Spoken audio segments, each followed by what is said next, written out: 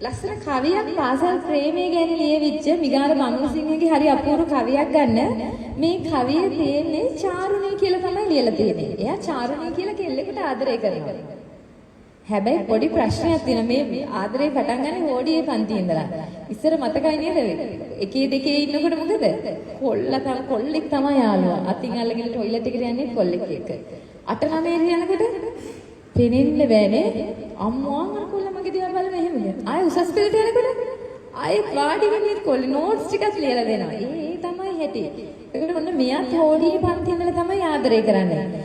හෝඩියේ මම තනි වුණදා යාළු වෙච්ච චාරුණී අමර මමයි මල් ඇහින්ද නයන තමයි චාරුණී. අර ඉස්සර අපේ පොත්වල තිබ්බ ඔයාලගේ පොත්වල එහෙම තිබ්බේ. මං නාකියද දන්නේ නැහැ ඔයාලට වැඩි. ඈ මගේ පොතේ නම් මම අමරයි නයනත් එක්ක මල් කඩපු එක්කෙනෙක් මං. එහෙමද මල් කැඩුවද?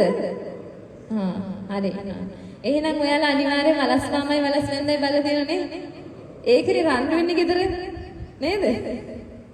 හරි ඊට පස්සේ අත්තම්මයි නැන්දම්මයි කැමතිම නැති චාරුණී කුණු ටැට්ටරේ පාසල් එන කුණු ගඳ නැති චාරුණී අත්තම්මටයි නැන්දටයි නම් එයාව කුණු ගඳයිලු.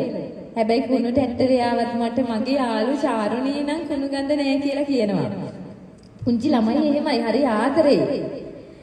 පාන්දරට අප්පා එක්ක කෝවිල් ගිය චාරුණී පෝයදාට අම්මා එක්ක සිල් අරගෙන චාරුණී මොකද්ද කියන්නේ චාරුණීගේ අම්මයි තාත්තයි අපි ওই බෙදාගෙන ඉන්න ಜಾති දෙකක සිංහලයි දෙමළයි මං කියන්නේ එහෙම මේ අද අපි හැම වෙලේම උත්සාහ කරන්නේ දැන් නම් අපි පුරවැසි අධ්‍යාපනයට උගන්වනවා ශ්‍රී ලාංකිකයි කියන්නේ කියලා.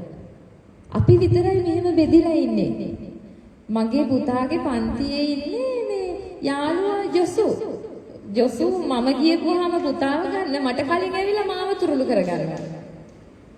ඉතින් මේ මට කවදා හරි දවසක ජොසු වෙනුවෙන් කරදරයක් මට කරන්න පුළුවන්ද? මගේ දරුවා එහෙම කරයිද? අපි අපේ ළමයිට කියලා දෙන්න ඕනේ දෙයක් ඒකයි. කහ අරලිය මලක් වගේ සුවඳයි දැන් චාරුණී. දැන් චාරුණීට ওই දෙකම මික්ස් වෙලා තියෙනවා නම් මේ මිගාරට බැරිද මේ ඒක දෙමළෙන් කියන මිගාර බලන්න කියනවා මල්ලිහප්පු වාසතුක්කු සෙල්ල කුටි චාරුණී. මොකද කියන්නේ සමන් පිච්ච මලක් වගේ සුවඳයි මට චාරුණී කියලා කියනවා. ඊට පස්සේ ඉස්කෝලය අමතක කර කඳුළු සැලුව චාරුණී ලැයි කොනේ අවතැන්නුන අප්පා මැරුණ චාරුණී. චාරුණී ඉස්කෝලෙන් අයින් වෙලා යනවා. හැබැයි මේ කාලේ ඉස්කෝලේ යන මේ පොඩි කොල්ලට තියනවද ගට්ස් මේ කෙල්ලව රැක ගන්න නෑ බෑ. ඉතින් මොකද කරන්නේ? ටික කාලෙකින් මෙයාට ආරංචි වෙනවා තාත්තත් මැරිලා ලයිමේ තනි වෙනවා කියලා. අම්මා එක්ක කුලේ වැඩට එහෙ මෙහෙ ගිය චාරුණී බුද්ධදාස මුදලාලිගේ ගෙදර දාසි චාරුණී. චාරුණී පස්සේ බුද්ධදාස මුදලාලිගේ ගෙදර වැඩකාරකමට යනවලු.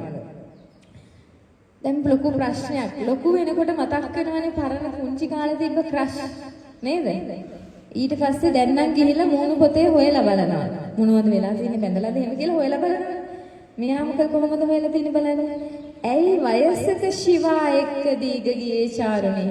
ඇයි වයසක කෙනෙක් එක්ක බැඳේ? දැන් එතකොට එයාට හිතෙනවා එය දැනගෙන මට මං ගැන තරහ ගියා චාරුණී. මට තරහ යනවා මං ගැන. ඇයි මට ඔයාව අයිති කරගන්න බැරි වුනේ? මට පර්සනැලිටි එකක් තිබුණේ නැහැ. මට එච්චර හයියක් තිබුණේ නැහැ කියලා දැන් එයා හිතනවා. අපි තනියෙන් හිතන දේවල් තියෙනවනේ. දැන් ඔයාලා තනියෙන් හිතන නැතිනේ. මම මොඩ වැඩක් කරගත්තේ කියලා හිතනවා නේද? මෙයත් හිතනවා. පුංචි බබා පිටේ බැඳන් බිම බලාන චාරුණී. නුඹ අමදින පාර කොහොම පාගන්නද චාරුණී? මං කොහොමද දැන් පාරේ මේ දවස් මේ පාරේ අතු ගන්න කෙනෙක්. ළමයා පිටේ බැඳගෙන අතු ගන්නවා. එයාට අර පරණ අතීතයේ ආදරේ මතක් වෙලා මේක ප්‍රකාශ කරපුත් නැති ආදරයක්. හැබැයි කියනවා මං කොහොමද මේ එහෙම උඹ දුක් විඳලා අතු ගාපු පාරවත් මං පාගන්නේ කියලා. ආදරේ තියෙන්නේ එතන. අපිට අයිති වුණත් නැතත් ආදරේ අපිට එහෙම හිතන්න පුළුවන් නම් අන්න ඒක තමයි මම දකින ආදරේ.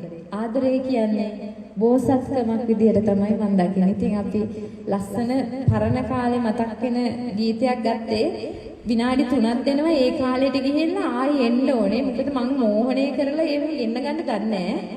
ඒ නිසා මං යන්න කියනවා ආයි එන්න ඕනි.